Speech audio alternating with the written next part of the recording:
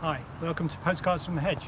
I'm Chris and I'm creating this series of podcasts mostly for my students but also for anyone else that wants to listen about the joy of following the seasons around you in your local hedgerows and learning about the wild plants and wildflowers that grow all around you. I'm doing this because I think there's no greater way to understand your ecology and the environment than through actually getting out there and observing things for yourself firsthand. So today I wanted to introduce you to my friend, wild garlic, which is growing in absolute profusion down here in this little footpath. So we can see here these leaves here. Now the smell is absolutely amazing because, as its name suggests, it is a form of wild garlic. Its Latin name is Allium ursinum, so it's a member of the onion family, and it smells just fantastic. You walk past it, and if you brush past it, you'll get a fantastic waft of garlic coming up, and it's also great in salads. Really tasty. Taste of garlic. Its Latin name, as I said, is Allium ursinum, which actually, if you break it down, Ursula is the bear. Another name for wild garlic is bear's ransom.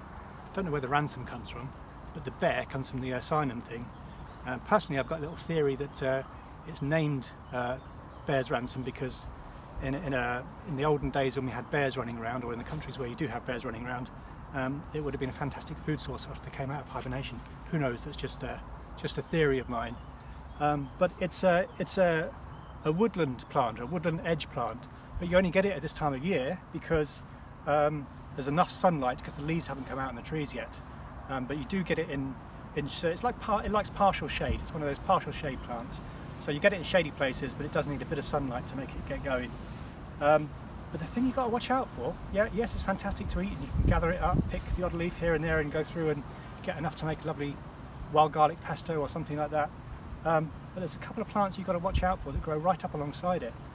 So for instance, right here we have what's known as lords and ladies, or cuckoo pint is another name for it as well.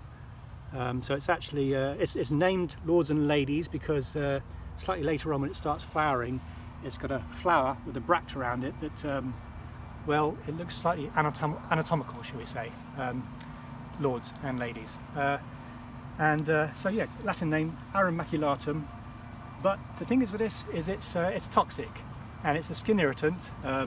It's okay for a bit like that, but I wouldn't eat it. You wouldn't want to gather it up accidentally with your wild garlic and eat it. So we can see the difference is quite pronounced when you look in close. Wild garlic is just this long sort of singular colour green leaf, and this is quite a different shape. And it's got these deep veins and it's got this kind of heart shape, but when it's young you can't really see the heart thing, and it looks a little bit more like wild garlic, and because it grows right alongside it, you're quite likely to gather it up with it. So be careful not to do that. It is poisonous.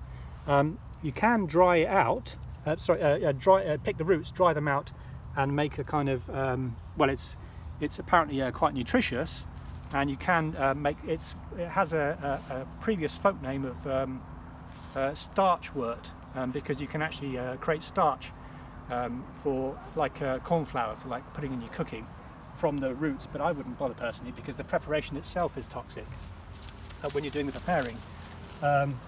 So I would just avoid it. And also we've got another plant here, another toxic plant that you want to avoid as well. See this one here? Dog's mercury. Now, as far as I'm aware, dog's mercury hasn't got any, you can't eat it or prepare it or anything like that, but it's got these tiny little flowers here. It looks quite different again, but it grows right up alongside wild garlic, so you could easily end up gathering that up at the same time. So you don't want to do that.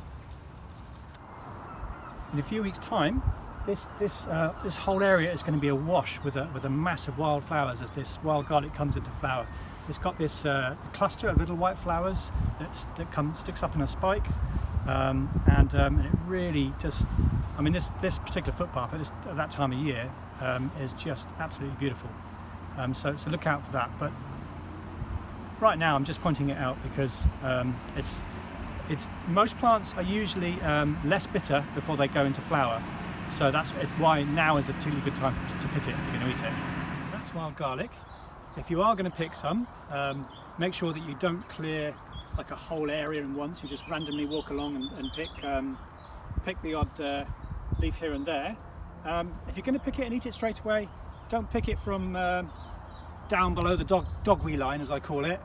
Pick it up nice and high, or just pick it and take it home and wash it. So I hope you've enjoyed this post. For me personally, it's been as always, it's wonderful to get out into nature and just get that sense of connection. In this time of self-isolation, I think that's really important for all of us. One more thing, if you're out on your daily walk, please observe government guidelines and safe social distancing. And if you're going to go through any gates, maybe use a disposable paper towel so that you're not actually touching the gate latches.